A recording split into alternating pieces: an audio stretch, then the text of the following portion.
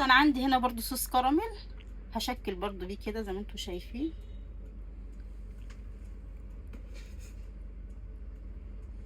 تحفه. فل صباح الفل عليكم، حسب ما بتشوفوا الفيديو. عاملين ايه؟ وحشتوني. بما ان النهارده الجو حر، ولادي طلبوا مني نعمل حاجه حلوه في الجو الحر ده، من غير فرن من غير فرهضه، هنعملهم مع بعض. انا هنا معايا اي نوع بسكويت عندك. انا معايا هنا حوالي 3 اكياس بسكويت.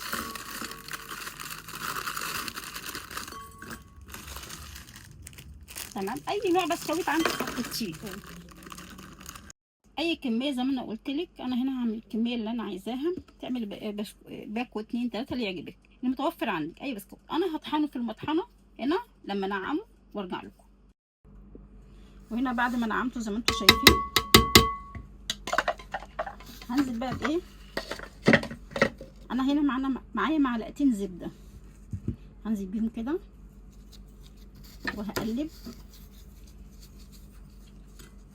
عايزه اقول لكم ريحته جميله جدا. وهنا حطيت المعلقتين الزبده زي ما انتم شايفين كده. هقلب المعلقتين الزبده دول في البسكويت لغايه يبقى عامل زي الرمله المبلوله، بيدي طعم حلو قوي للتحليه اللي هنعملها. شايفين اهو.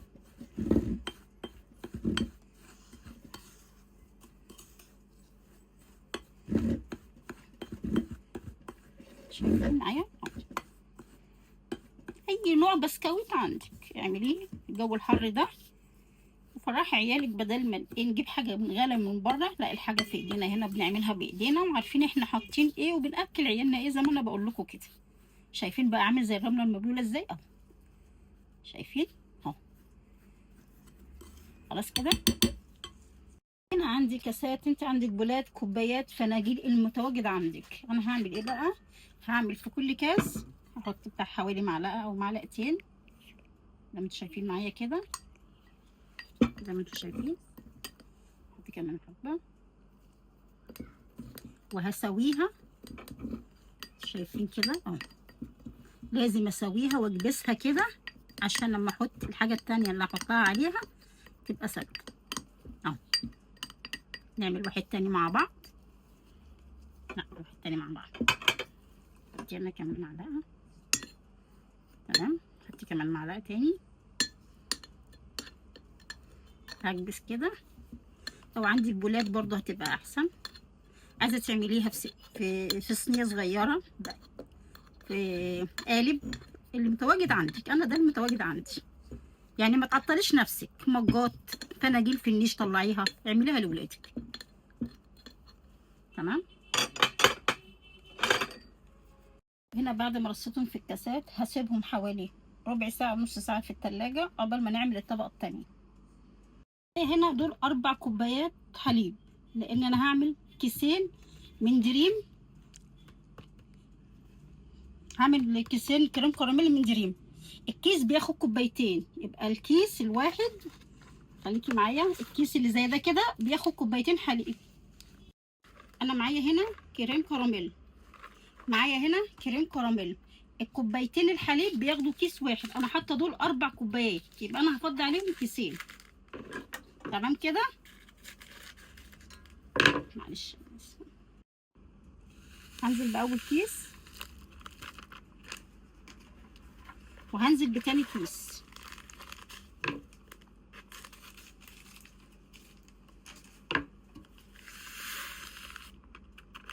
سهله كده وبسيطه، و يعني حلوه في منتهى، يعني انت تعرفي تعمليها لاولادك في اي وقت، ولا هنقف في المطبخ. اهم شيء بقى انا هقلب على البارد الاول لغايه ما الكريم كراميل يدوب في اللبن، لان انا كده كده اللبن عندي كان مثلج، فانت تعمليه بحراره المطبخ.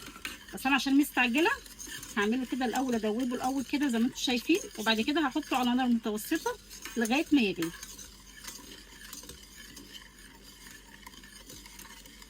تمام كده.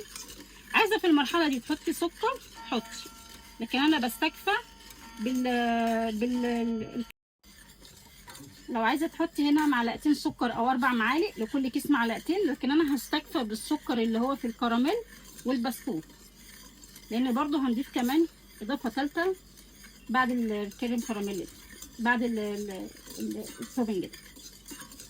تمام كده. انا هحطه على نار متوسطه. تمام. وايدي فيه مش هسيبه لغايه ما يغلي، تبقى ايدك فيه كده ما تسيبوهوش، على نار متوسطه زي ما انا قلت لك.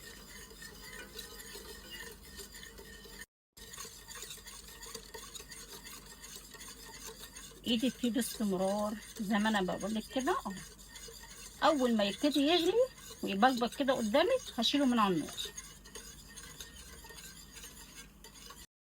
شايفين كده معايا ابتدى هو كده اهو يغلي اهو، شايفينه؟ اول ما يغلي هنزله من على النار يهدى بس شويه اهو. شايفينه؟ هنزله من على النار اهو اهو. تمام. هسيبه يهدى ثواني كده واقول لكم نعمل ايه. الخطوه اللي بعد كده بقى دي اختياري، انا معايا هنا برضو حوالي 100 جرام بسكويت. تمام. وهنزل بيهم على الكريم كراميل.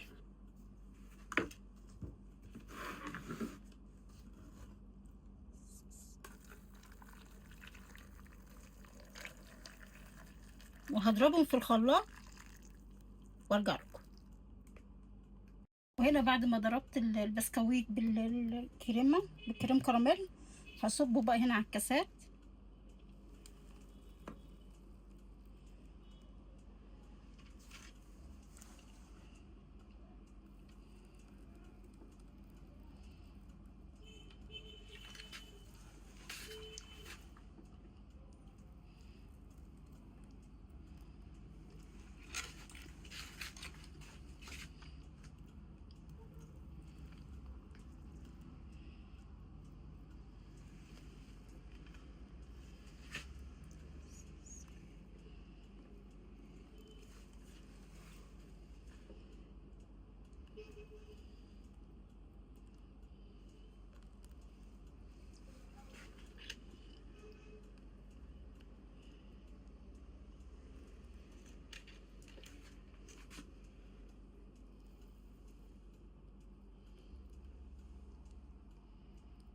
انا هملى الكاسات كلها يا دوبك على القد.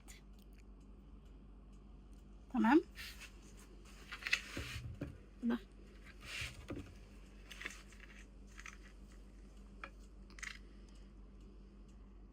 التلاجة تقعد حوالي ساعتين او 3 ونرجع تاني. وهنا بعد ما طلعناه من التلاجة انا للامانه سبته ليله بحالها. بص شكله، ولا عايزه اقول لكم ريحته تحفه قوي. طبعا احنا هنا مع الكريم كراميل بيجي الكيس اللي هو الصوص الكراميل ده، انا هزين بيه. عايزه تزيني بيه بشوكولاته، بصوص شوكولاته، صوص بيستاشيو، اللي يعجبك. انا هزين بيه كده زي ما انتم شايفين معايا.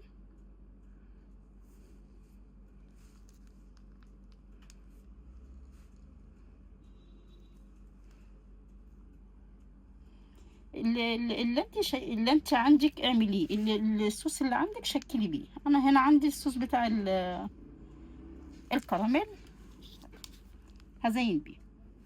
انا عندي هنا برضو صوص كراميل هشكل برضو بيه كده زي ما انتم شايفين.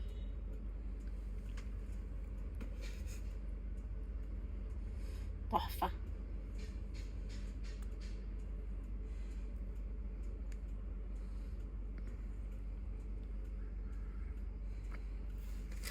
شايفين شكله عامل ازاي؟ تحفه.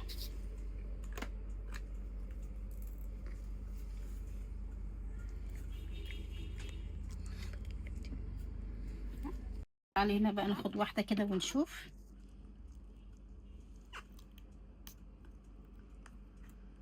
انا عايزه اقول لكم شايفين الطبقه عامله ازاي؟ شايفين الطبقه؟ تحفه من جوه. بصوا البسكوت، بس عشان انا سايبه ليه بحالها. هو المفروض تخليه يعني ساعتين بكتير او 4. بس انا هو شايفين الطعامه والحلاوه.